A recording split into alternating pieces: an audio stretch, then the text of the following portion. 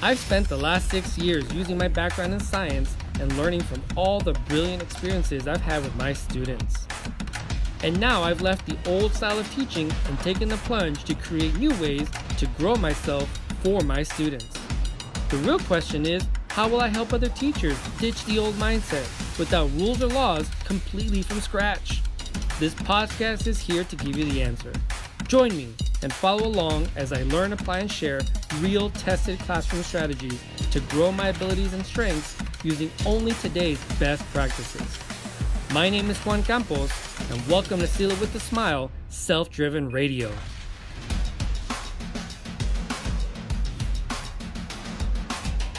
Hey, welcome to Self-Driven Radio. My name is Juan Campos, and thank you so much for joining me today.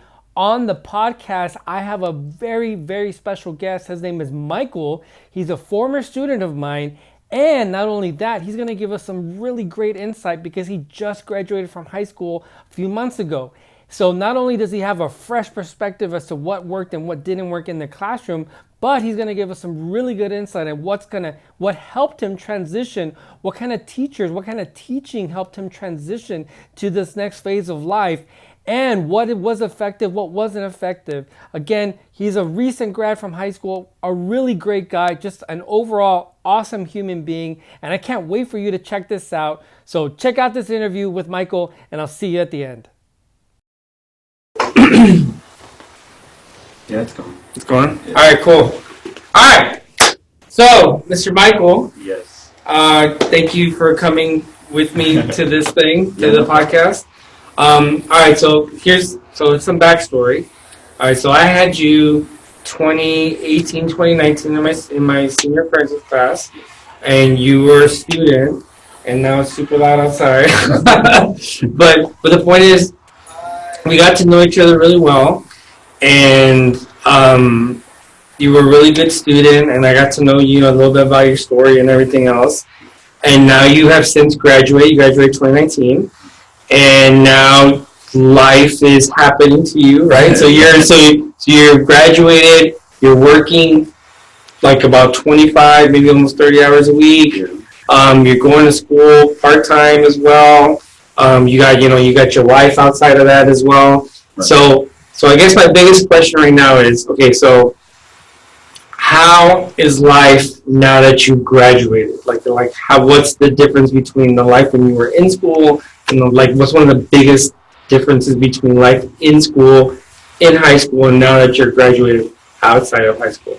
Well, I would say personally the biggest difference is, whenever you're in high school or just transitioning from grade level to grade level, you have that expectation that you're going to spend the summer having fun, and then right after the summer you're expected to just show up to school and everything goes as planned because your parents take care of getting you set up, registered for your classes. All you had to do was go in and tell them what classes you wanted, but you did that with the counselor the year before already. Right. So all you are expected to do is show up with your school supplies and be fine. Mm-hmm. Well, college, over the summer, instead of doing all that, you have to go to the actual college, get a checklist, speak to a counselor, do an orientation. You have to do everything yourself and figure out, who to talk to, because no one's just going to be like, hey, remember to do this, hey, remember to do that. You have to remember and remind yourself to, be on top of your responsibilities.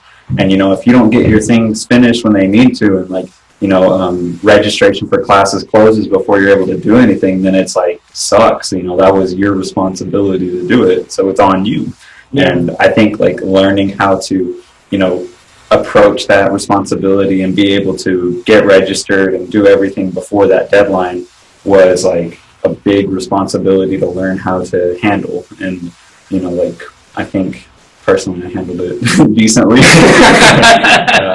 Considering I'm in classes. Yeah, for sure. Okay. But just that simply, and then learning that you're not going back to high school after you finish your senior year. You have to learn what responsibilities that you need to do to make your life be successful, your future successful and everything. So I think I spent almost the entire summer, I had a few vacations that I did every now and then to clear my mind, but for the most part, I spent the summer looking for jobs and like finding something that would work for me. Because, me personally, like I'm not a big, stay like inside, or I didn't want to be someone who worked at like a fast food restaurant. Like there's nothing wrong with that. It's just not my like personal scene. So that's why I chose to get a job at UPS, because it's a very active job, and I like to be very active. And so most people see it and they're like, that's too much work. But for me, I'm like, it's perfect for me. and I think that's a testament to you, because like you've been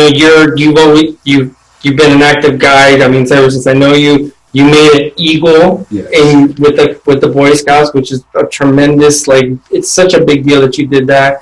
So, I mean, that's just a testament to you and like kind of like how motivated you are and stuff. Right.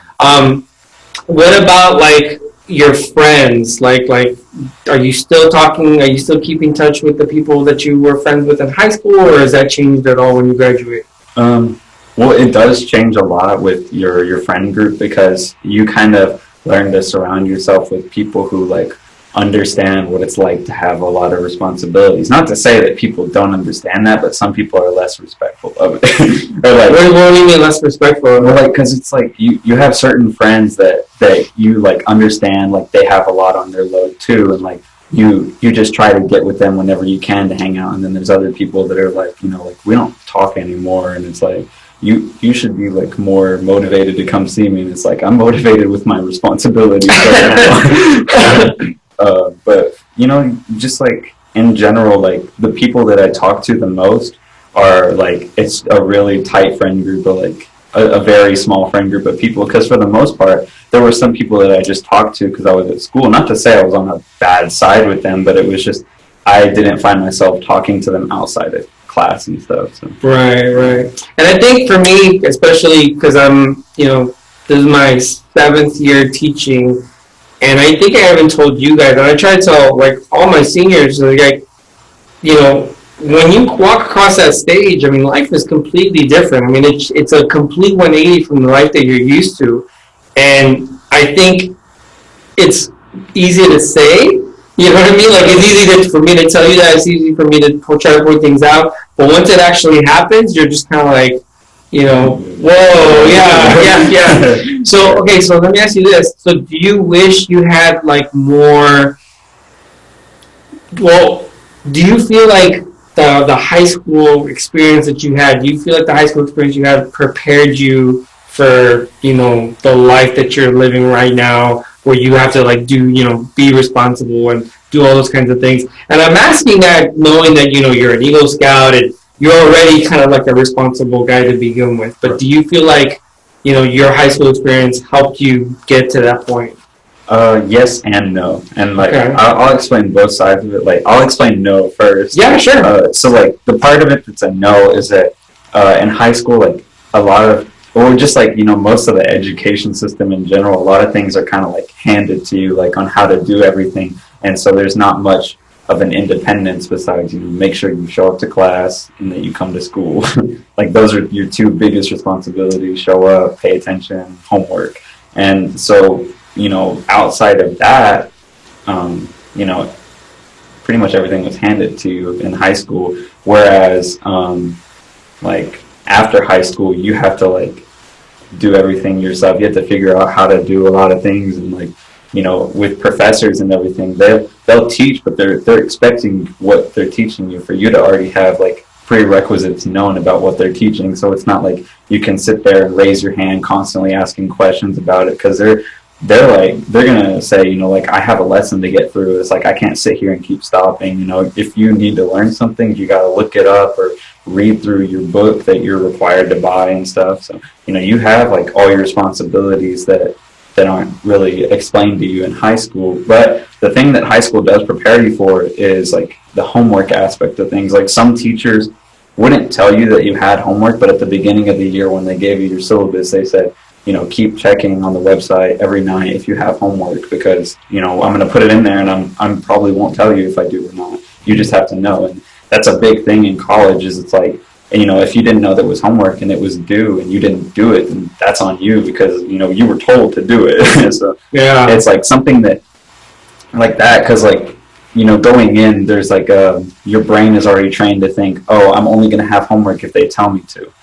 but you have to be able to check on the side instead of like, leisuring off and being like, oh, my teacher didn't tell me, so I guess I don't have homework. So it's like you were so used to like other people letting you know, well, you have to do this, you have to do that, and then now that you don't have that at all, now you have to like step up and you have to do the extra, I guess, that you weren't used to before. Right. Okay. And I would say another thing that high school, there's like classes in high school that they give you that can prepare you for, certain aspects. Like, I guess like I took a money management class, and that's helped me with my budgeting a lot. Like, learning, where to spend money, where to save money, what I should, do with my budget. If I want to buy things off to the side, I should save off and buy it in the future instead of impulse buying it right now. Because, if I impulse buy something right now, and I need gas in like a couple of days, then I might be screwed because what I bought might have been my gas money. Okay, and that's cool. I'm glad you said that because I mean I know a lot of kids that wish they had taken money management, and that's a course that we offer here at this school specifically. But I mean you had a Jeep, and I can tell a little bit about this, but you had a Jeep that like won an award, and you put a lot of money into it, and you just recently sold it, and you were telling me right now that you had to calculate, what your payments were going to be based off of your income right now, and you were kind of doing all that stuff. So Money Matters or that money management class helped you with that. I mean, right away, right? Right. Okay. Because, when I was in high school, like, my gas wasn't as bad because, first off, like, my dad was, like, driving to school and home is, part of a school expense. So he was like, I'll help pay for your school expenses. So he would pay for my gas. And even though my gas bill was high with that Jeep, because this is a Jeep, guzzled the gas down. Right. After that, I had to figure out, even like using my own odometer, like in my car, I look to see how many miles I go through in a week to, calculate how much money I'll probably need. And, so I spend maybe like $40 to $60 on gas a week. So I just plug that into my budget right after I get paid to calculate, how much money's left over.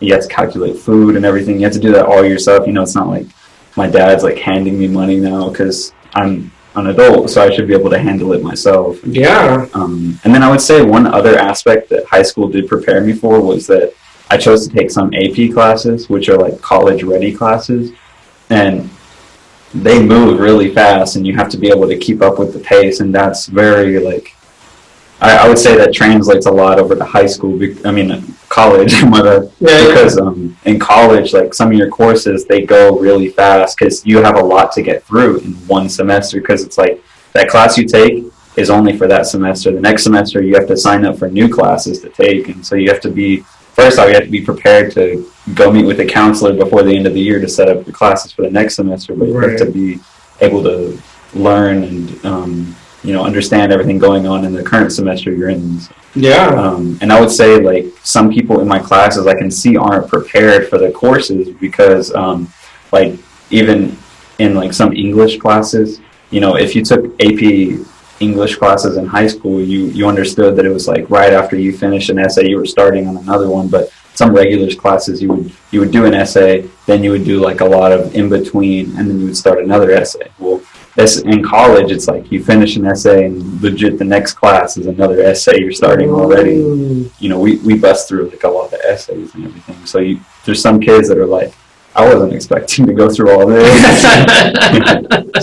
Okay, so then, based on your experience, you would say, even if you don't get the AP credit, it's at least worth taking the AP class just so you can have that kind of experience and feel that kind of pressure and at least kind of get a taste for it before you actually step foot in the college. Oh, yeah. Okay. For sure. Well, that's good. That's good to know because I think, as someone that has taught sophomores, someone that's taught seniors, a lot of my focus is obviously, to get you guys ready for graduation, but and especially because of what I teach, which is not really like a main course, it's kind of like, it's science, but there's a lot of like lab work because I teach forensic science. But one of my focuses has always been to let you guys kind of like make your own decisions as to, how you're going to do the work. Like like I was never on you about finishing your work. I mean, partly because you're responsible enough, but because I feel like, if I'm going to give you like a 90 minutes to complete a task, you better use a 90 minutes to complete the task, because otherwise, if you're done and the time's up, we're going to move on, and you're going to have to come back, or you're going to have to finish it up later. So, do you feel that, maybe now that, again, now that you're in the real world, and now that you're, working and all that kind of stuff, do you feel like maybe we should give kids, or, people in high school, more freedom to do that kind of stuff? Like should we? Because you were talking about earlier about how we don't, you only have like very limited responsibilities, and everything was kind of handed to you. Do you feel like there should be more freedom for you to choose things in high school, or? Well, I feel like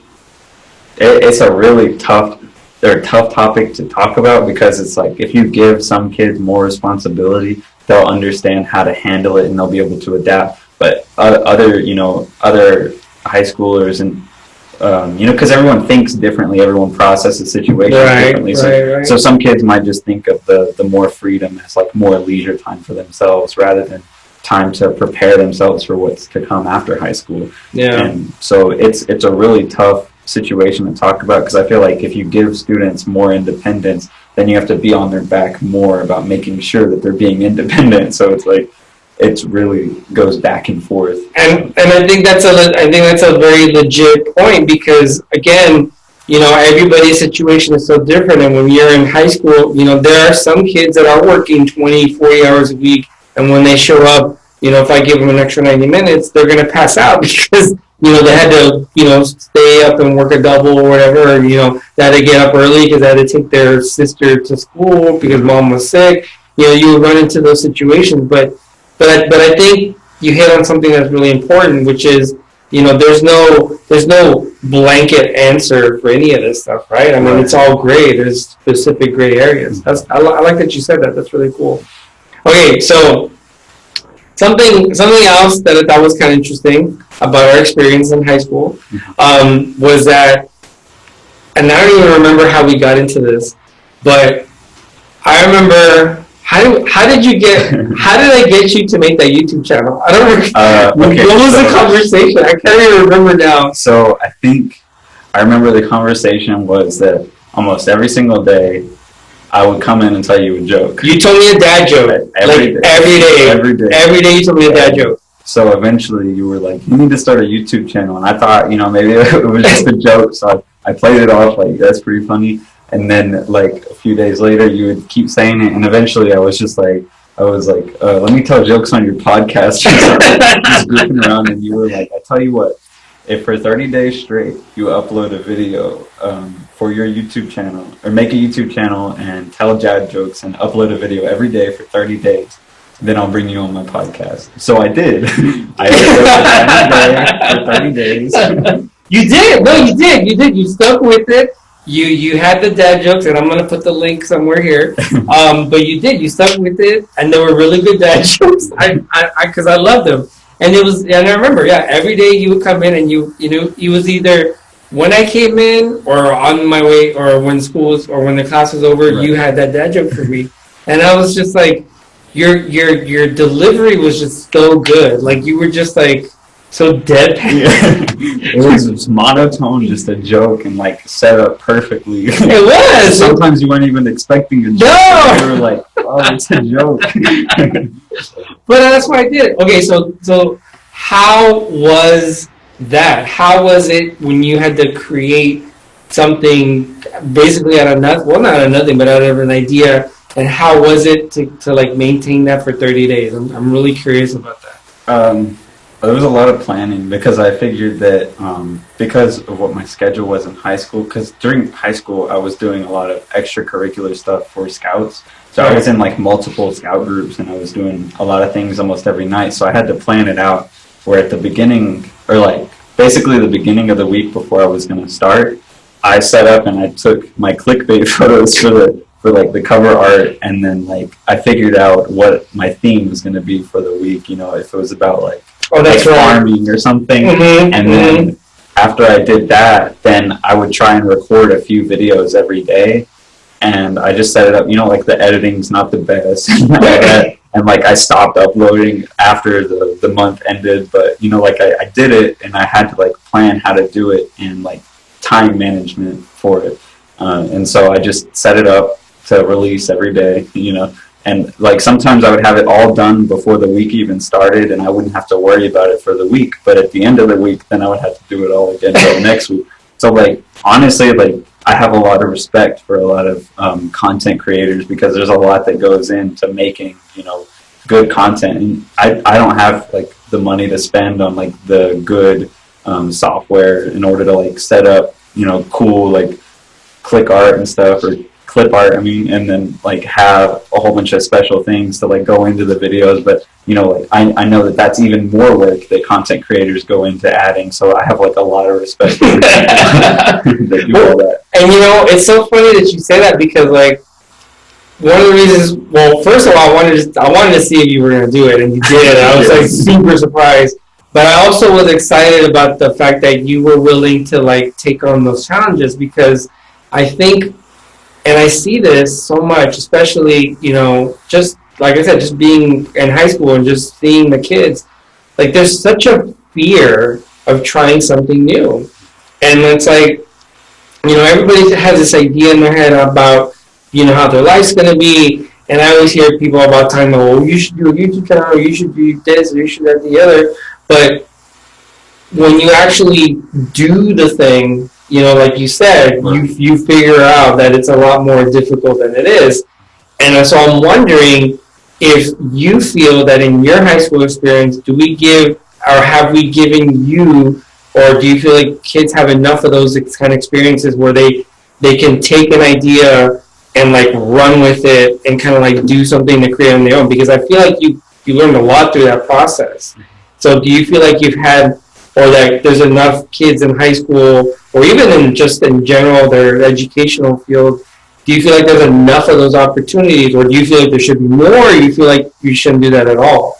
Well, I think like, and this has been like a big discussion across like several years probably, but like I think creativity is limited in high school because of like the way curriculums are set up, and like a lot of like teachers have a mindset that like not necessarily like their mindset is set up to limit creativity, but they believe in like just the way that a curriculum is set up. So if you're trying to like go out and do things like your own way, there's certain teachers or like certain curriculums that limit you from being able to express yourself fully. And so I think that has like a lot to do with the situation, because you come up with something amazing that you really like, and a teacher could be like, even though I like it, it was like, that's not what you're supposed to do. There's a whole, that's not what you're supposed to do. You're not supposed to do that. You have to do it this way, that goes into things. And I think if there's like a little bit more freedom as to the way things are doing, and although it might sound like cheesy, but Bear Grylls said it, adapt, improvise, and overcome. if you give people it's just, if you give people that freedom and like that aspect to figure it out on their own, there's a lot more that goes into it. Like you have to use your brain more to figure out the way things work. And I think that like that's an important thing, because some people just like give up on stuff and they're like, oh, I'll go search YouTube on how to do it. And it's like, if you just put a little bit more time, a little bit more effort, and like figure things out on your own, you'll learn a lot more than just watching a YouTube video, because you'll probably have to go back to watch it again, because you just learned how to do it at that one instance, and you paused it several times to figure out exactly what to do, and then you don't remember because you didn't do it and learn how to do it yourself. Okay, so that to me is super important, because I think sometimes a lot of kids, it's almost like they don't learn, they just go through things on autopilot. And it's like you said, they don't know how to connect step A with step B and step C. And you get to a point where, for example, they might kind of understand the lesson, they might get kind of in their head what they're supposed to do, but unless there's someone there like literally holding their hand saying, okay, this is A, this is B, this is C, they're not going to learn it. Right. And so, part of what I like to do, and I hope this was your experience too, like in my classroom, was I'll give you like the parameters on how to do things, but I'm not gonna like exactly show you how to go to ABC because to me that's how you learn. Because guess what? You're gonna go from A to C and you're gonna mess up. You're gonna go B to D and you're gonna mess up. But at some point, you're gonna learn where A and B and C is, and it's better for me to let you mess that up and go through that than it is for you to just, or it is for me to just say, here, this is how you do it and follow my steps, because that's not really a learning experience. You're just kind of copying what I'm doing. Right. And, there's like a whole like stigma that like kids are taught that failure is fear. Like you fear failure. And so you shouldn't fear failure. You should see failure as just like another like, I guess, mistake. Like you have to like go through a certain number of mistakes before you finally get something right. It's not like everything was created on the first try. Like, even like the people who created the plane, I forgot their names. Anyways, people that created what? The first plane, like they. Oh, the Wright brothers. Yeah, the Wright brothers. Yeah. They went through so many mistakes before they finally got it right. Trial and error, trial and error. You have to experience that, because you're never gonna learn if you just learn, or you have fear of failure and think that everything's gonna happen on the first try. Not to say that when you fail at something that you're frustrated with it, but you should take that frustration and turn it into like motivation to get it done right, But do you feel that that in high school or that the teachers or whatever, the educational system, do you feel like that's our mindset? Do you feel like we teach that or we model that to kids now that you're out of it? I mean, looking back. I do think like that high school, or like just like the educational system in general, has really just been like coding. Like you're coding robots almost, and like you just think that like the autopilot. It's like most kids aren't in control. They just like expect, and they're taught from a very young age of like how the educational system works. You don't fail, you do things a certain way, and then you like glide through everything based on the standards that are already set, instead of like creating your own standards, learning creativity, going through failure, getting things done right. Because like there's like a whole like stigma within school that it's like you can't fail, stop failing, and like so kids are just like, I don't know what to do, and so they either crash and burn, or they like just figure out how the system works and run it through the system. So. Damn, you totally blew my mind right now when you said coding. No, because I always felt that we didn't give kids enough leeway to fail. Like I've always felt like we're so busy promoting success when real success, real learning is through failure, right? But I never looked at it the way you just said it right now, as far as we're coding them. Like we're literally teaching them and we're coding them and we're saying, this is the pathway, right? And what you're saying, if I'm hearing you right, is this is the pathway, and if you do it this way, you'll be fine. But that doesn't give them the ability to, like you said, express themselves, to be creative, to take risks. And either they go through it, or they, like you said, they fail miserably and they bomb, or they work the system and they just kind of get by, which none of them are like, really, really good. Man, that you legit just blew my mind. Like, because I like to think of school a lot like the iRobot movie. Like the scene where it's all the robots just like in the factory. Like that's school basically. Like they're all in there getting coded on how to do something. But then there's that one robot that's sentient. Like it just does things on its own. It's like, this isn't how things should be done, And like I feel like that should be like taught throughout the whole system, like creativity, figuring out how things work, problem solving. Like there's not a lot of, like problem solving in high school. You do a lot of math, you solve a lot of problems, but do you really solve problems? You're just taught how to solve the problem. Wow!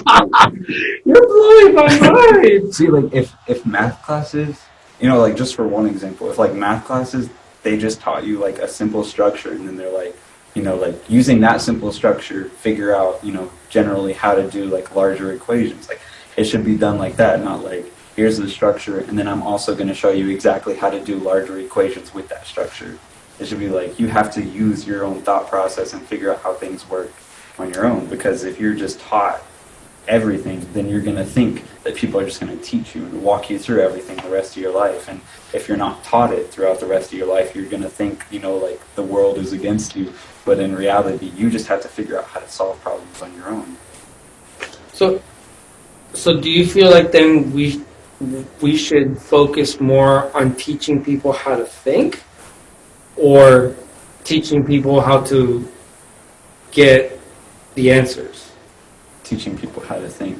Because if you teach someone how to think, then they'll figure out how to get the answer on their own. But if you teach someone how to get the answer, then they'll just know how to get that answer. So you don't feel like we teach people how to think? You don't like looking back, 13 years of school, you don't feel like you were taught how to think? Yes and no. Okay. I think that I had a lot of teachers, like you included, that they, instead of like seeing a curriculum that was set up for their class, followed it exactly. Like you hit all the points that you needed to, but you did things your own way to make your students think and figure out how to do things on their own.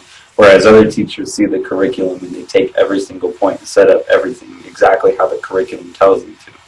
And so, like, I think that having teachers that know how to set things up to make students learn things on their own is more important. You can't change every single teacher, but being able to inspire more teachers to be able to help their students think on their own is important. So then so what did I do that helped you think on your own? Like what do you think was different about my class where you felt like you were able to think on your own? I think a lot of your assignments that you assigned to us, because you gave us like scenarios pretty much. Like you sort of gave us scenarios and then you're like, based on what you've learned in this class, figure it out.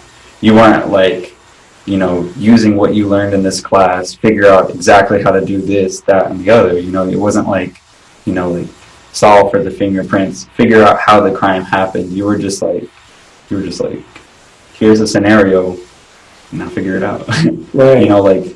At the end of the year, I think we did like a crime scene, and you kind of just gave it to us, and you were like, figure out the problem. You were like, this is a real world scenario that's going to happen. You were like, even though it's a little dumbed down for you, for the most part, there's like no parameters to it other than like what you create for yourself. Yeah. Okay. Because I think so. Because obviously, I'm not a tested subject, so. The people that have to pass, our state exam, or the teachers that are like, well, I gotta get this done, obviously those teachers are like under the pressure of having to finish this and this and this because they have like a time barrier. So for a teacher like that, I would imagine what you're saying is like, what are you talking about? Like, I can't do that because I gotta blah blah blah. But I think. Kind of like what you're saying, there's no black and white answers to any of this. So I think obviously, we can't change, well, at least not right now, but we can't change, state exams and, passing those kinds of things. But at the same time, while there's a specific place for those, there's also room for other teachers and other subjects to be able to, like what you said, create situations where you're allowed to express yourself. And you're allowed to be creative, and you're allowed to do those things. I mean, I think there's room for everything. You know what I mean? It's interesting to me that you said that though, because I'm really shocked that you. I'm just really shocked. Well, because you're like well, when you're the Boy Scout, you know what I mean? Like and that's like legitimate. Yeah. That's like legit. Like you're the Boy Scout, so it's very interesting to me. As the Boy Scout, that you would have this idea, or you would have this feeling that you were being coded in a specific way. Like that's very self-aware of you to have said that. Like you're really put in. But then again, and I know you, like I said, the whole year we've gotten to know each other. I know a little bit about your history and everything. So, how important do you think it is that teachers are themselves, like that as a teacher, you're not trying to like be a teacher, you're trying to just be like you. Like, is that important? Because I feel like that's what I try to do. I think it is very important because like as a as high schoolers like go through their daily life. I had to say that because I graduated. As a high schooler would go through their classes, they have 8 different teachers that they see every day for a whole year, and then it's the same thing next year. You know, it's not like you get the same 8 teachers all 4 years of high school. Mm-hmm. And I think that that's 8 different characters that influence that child. You know, like that teenager. And being a teenager, there's a lot of development and like learning, and so you go into the class and you want to. It's not like you want to see 8 robots every day, you know. And so you have to have like people with different character and like different personality, or else you know you're just gonna become a robot just like them and think that that's what they're teaching you how to be, is a robot. You know, so you're blowing my mind. No, having different character is very important because it's what defines all of us. Like, you know, who you are, how you express yourself is you know it's like your person. You know, like your trait of who you are. You know, like it's not like every person is the same. You know, you don't want to just look at the same thing all day long. It's like looking at a blank wall. Do you? Okay, so let me ask you this: do you feel? I mean, on let's say a scale of 1 to 10, how influential were the teachers, how influential are teachers in the lives of high school kids? Like a scale of 1 to 10. 12. 12? Yeah, I would say it's like above the scale because they're extremely important. And, you know, like, some kids see their teachers more than they see their own parents. Like, and so your teachers are basically like parents to you. And so, you know, you're learning. It's like when you're a kid, you know, and you're learning and you're developing and you're learning all your skills, you learn them from your parents. And so your parents are people that you look up to throughout your entire life. So, you know, being in school, you have 8 people that you see an hour and a half a day for 8 hours of the day for, you know, most of the year. And so those people are going to influence your lives a lot, you know, not just what they teach you in class, but like what they teach you as how to be a person, you know. And so like even some teachers that like have complete disregard for who their kids are because they just, you know, oh, I'm going to have a new batch of them next year, or I'm going to have a new batch in another hour and a half, you know, like that the way that they treat their kids affects how those kids develop, and that changes like with everyone. So like the way that teachers have like, you know, a teacher-student relationship, like having a good relationship that like those students can come to you and like tell you about things that are outside of school is like, you know, that's a very important relationship that, you know, some teachers probably completely overlook. So, you know, being able to have students that see you and look up to you, you know, some teachers aren't fully aware of like how big of an effect they have on their students. And you're 100% right, because I mean, I can't even tell you how many times, you know, I've heard people, you know, teachers just talk about the fact that they don't feel like they're making an impact, or they don't feel like, and I think I'm gonna say this. I think the majority of teachers, they really want to make an impact, but so many of them feel like they're not. So, what would you say to a teacher that's like, you know, no one listens to me, no one pays attention to me, you know, what would you say to a teacher like that?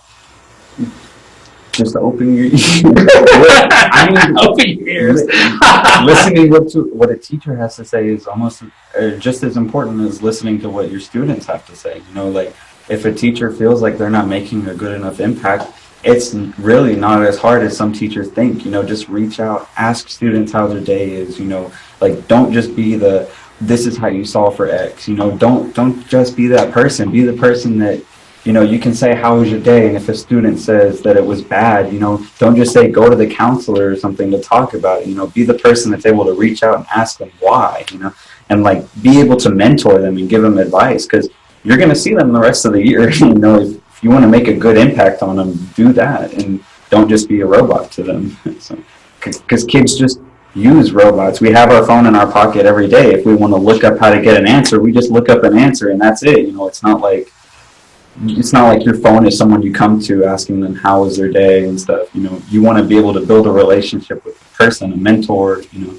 you have to be more than just a teacher to your students. So. That's so awesome that you said that. No, seriously, that's like You're blowing me. You're blowing me. I'm serious because I mean, it's so true. Like you don't need me you don't need teachers. Kids don't need teachers for knowledge anymore. Like we're like you can Google everything. Right. Like there's nothing that you learn throughout your entire 13 years in school that is not on the internet, that is not found easily within the first 5 seconds of you looking it up. So my feeling is that you need us for exactly what you said, the mentoring, the modeling, the relationship building, because I feel as though, and this is my whole thing, this is why I'm doing everything I'm doing, because if you have that relationship with me, then everything I tell you is meaningful. So if I go in front of the board and I say, hey, X equals whatever, whatever, it means something. That X equals whatever. You're right, because it means something, because it's not, you're just not learning it, I'm telling you that. And the relationship that we have together is meaningful. And that's how, that's how humans learn. We learn through relationships. So I love that you just said that, because yeah, it's true. Well, I like how you mentioned, like, when a teacher, if you say, like, X equals this or that, your students are going to believe that. Just given that, like, teachers understand that their students listen to them. They have, like, 30, maybe even more or less, like, kids in their class or teenagers, and they're all trying to develop, and they're sitting there. They listen to you every day. They hear what you have to say, so, saying X equals whatever, they're going to listen to that just as if you ask them how their day is and you give them advice on it, they're going to listen to you. Like they'll listen to that advice and they'll take it to heart.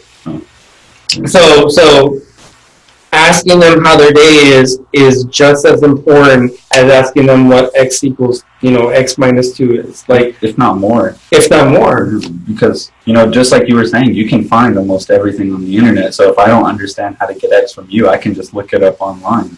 But, teaching me how to be a human being, teaching me morality, teaching me, ethics and stuff like that. And, like just what it's like going through a lot of development, because you yourself have already been a teenager. You know what it's like to go through that stage of life, so that's even more important than learning, like, what is taught in a classroom.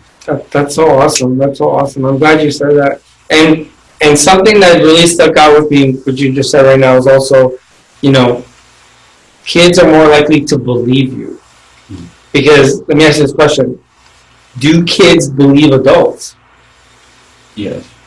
A lot? I would say for the most part, because you're surrounded by adults and you're taught that adults are, like, even though it's a fact, adults are older than you, so they've gone through more experiences. They know more than you. So if they tell you something, then 9 out of 10 times you're supposed to believe it's right. And so if an adult tells you something, then you're more than likely to be gullible enough to, like, oh yeah, And I say gullible because, some adults give a bad influence to certain children. Like, so, if you're surrounded by only that influence, you're going to think that only that influence is right. And you're going to grow up developing that as your influence. And you're going to basically, become, in retrospect, that person.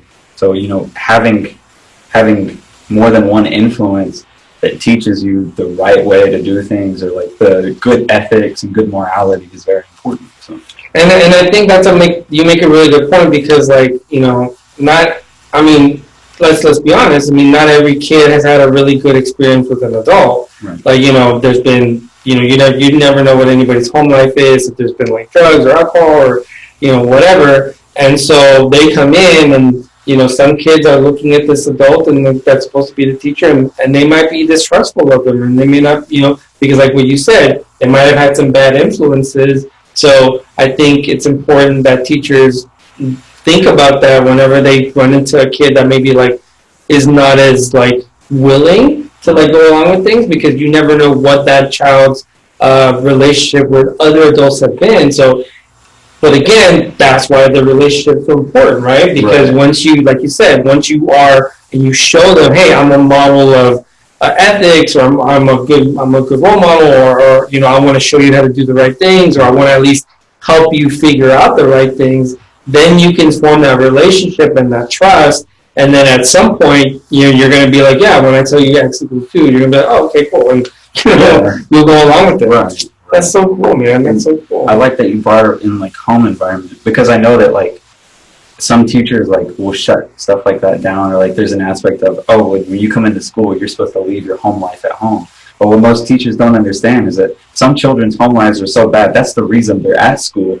Like there's bad children that just come to school to avoid being at home, like, and so like, you know, the fact that like some kids show up to school is like very important. You know, like some people are just like, oh, this person's not here, they're probably just a bad student. You know, like sometimes they're dealing with difficult situations and that's why they can't make it in. Or it's because they've developed a bad relationship with their teacher, where they're you know, they're resentful of their teacher because like they feel like they don't have a good teacher-student relationship, and that's why they didn't show up. You know, so a teacher can make just as bad of an influence on the student, in my opinion. You know? Yeah, no, 100%. And I think that's why a lot of teachers don't understand the power that they have in the classroom. Like you really, your attitude, your behavior, your self-awareness, your ability to be comfortable with yourself as a teacher completely shapes the classroom. Because, I mean, I feel that you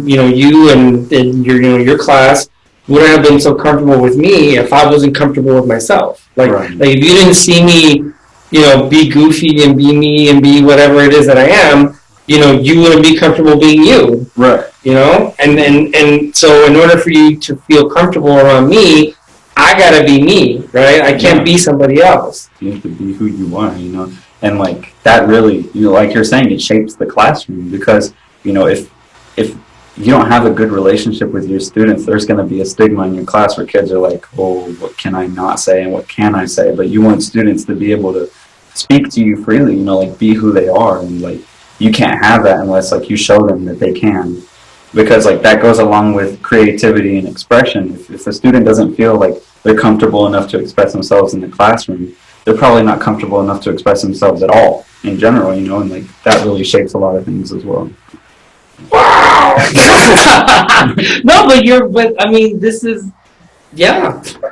Because this is all the stuff that I'm trying to promote. So I'm just excited that you're saying all those things, because to me, it's about self-awareness, and it's about, a teacher coming in, because I feel like if you are plugged into who you are, if you are comfortable with yourself, you can walk into any classroom, and any kid will pick up on the fact that, okay, this guy or this lady is comfortable with herself. She seems like she knows what she's talking about. I can trust her, and that stuff happens in like seconds. Like you just get a feel for someone, and things can just happen right away, as opposed to somebody walking in, okay, well, I'm a teacher, and you have to do the things that I have to do, and this is those, I don't know, to me, those days they're gone. Yeah. I mean, they're just gone. I mean, I guess that goes in the category of like confidence versus arrogance, and so like being comfortable with who you are builds a lot of confidence in your own character, and like some people don't have the confidence in who they are, so they build like a fake face for themselves, and they like go out and boast themselves as that, and that becomes arrogance as to who they are. And like, or just having teachers that like, instead of like seeing students as like people that they're mentoring and pushing into like either the next year or like their next class, or what's the way outside of high school for them, they see students as delinquents, like people that they have just for an hour and a half a day for a year, and then they're gone. It's like you have to build like a relationship with people, and so like like having that confidence is very important. And like you were saying, like you can tell right off the bat. And so like being able to have teachers that are comfortable and like confident in expressing who they are will show students that they can also be confident and comfortable with who they are, no matter like the way they are, like your orientation, being homosexual, being transgender, no matter what you are, like you have to be taught that it's comfortable, you can be comfortable and you can be confident in who you are. Because like at the end of the day, as long as you're like a good person that's taught good morality, good ethics, everyone should be accepting of you. Like you should be like the person that like everyone thinks as like their go-to buddy. Yeah. So, yeah. And like some teachers either don't know or are too scared to build that like relationship with students, and like the easiest way to tackle it is just start simple. How was your day? So, How important is that? I mean, we'll wrap this up in a little bit, but like, how important is it? Because one of my thing is, seal with a smile. So like, I don't even remember this or not, but like, I would always try to stand close to the door and like tell everybody goodbye, say and smile, literally, like, because that's my thing. Like, my thing is, if at the end of the lesson, if I smile at you and you leave me feeling good, whatever experience we had in the classroom will just lock up, and you'll just remember that because I'm literally sealing the experience that we had with a smile.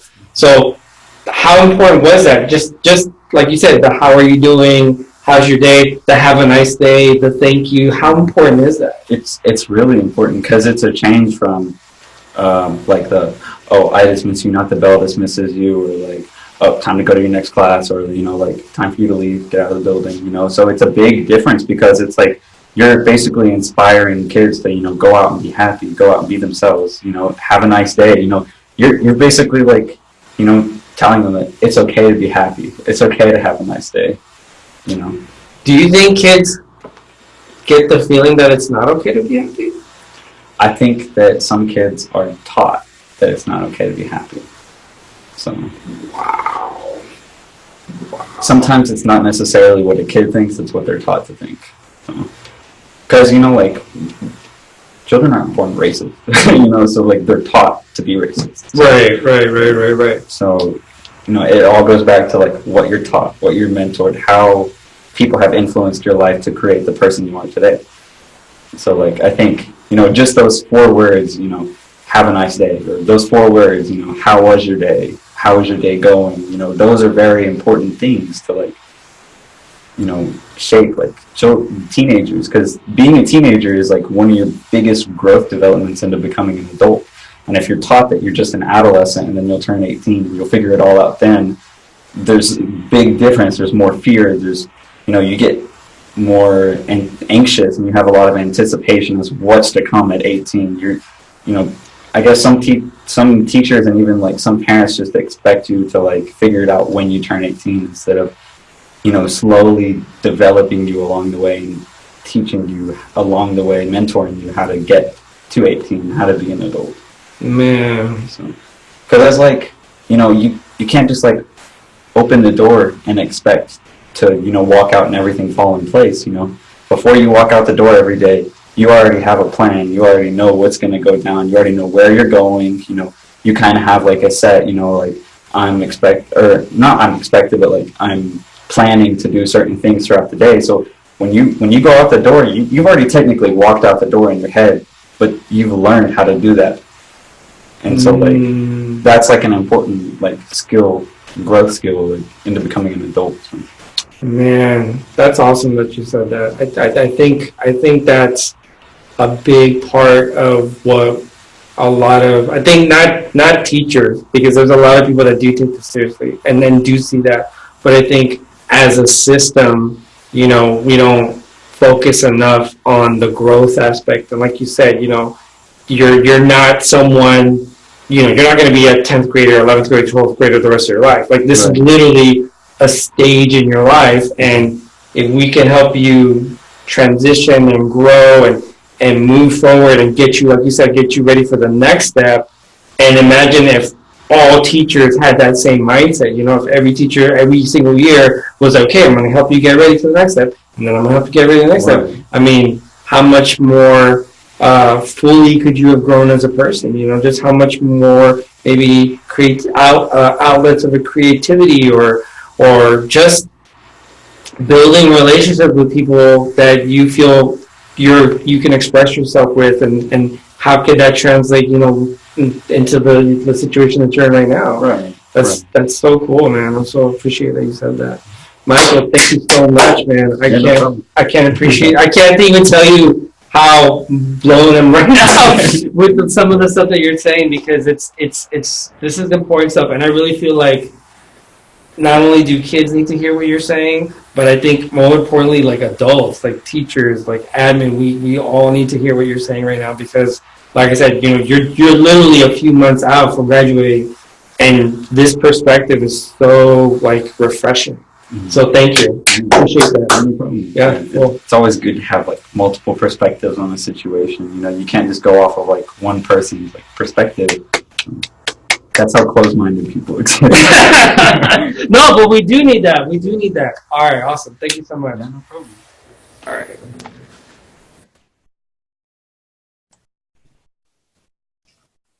Mychael, thank you so much for taking the time to talk with me. Your perspective and just you as a human being are so awesome, and I can't thank you enough for taking the time to sit with me. And not only that, but I'm also looking forward to all the amazing and wonderful things that you're going to do. So thank you to you. Thank you to Mychael. And thank you for checking out this podcast or watching this on YouTube. No matter what you're listening to or where you're finding it, make sure you hit that subscribe button so you don't miss another episode, because we got some blogs coming up. We got some other amazing content coming your way. And no matter what you do, no matter where you go, don't forget to seal every interaction, to seal every single relationship you have. Seal it all up with a smile. Thank you so much for joining me today on Self-Driven Radio. My name is Juan Campos, and I will check you next time. Want even more great Seal It with a Smile content? Click the link on any of my social media sites, and there you will have access to my free online ebook, The 5 Seal It with a Smile Secrets. And that will prepare you for my main course, The Self-Driven Classroom. This course will help you develop your self-awareness for a truly transformational classroom experience, not only for you, but for your kids. Remember, you are the most important person in that classroom. Learn to take care of your Maslows for their blooms. Be well, take care, and I will see you in the course.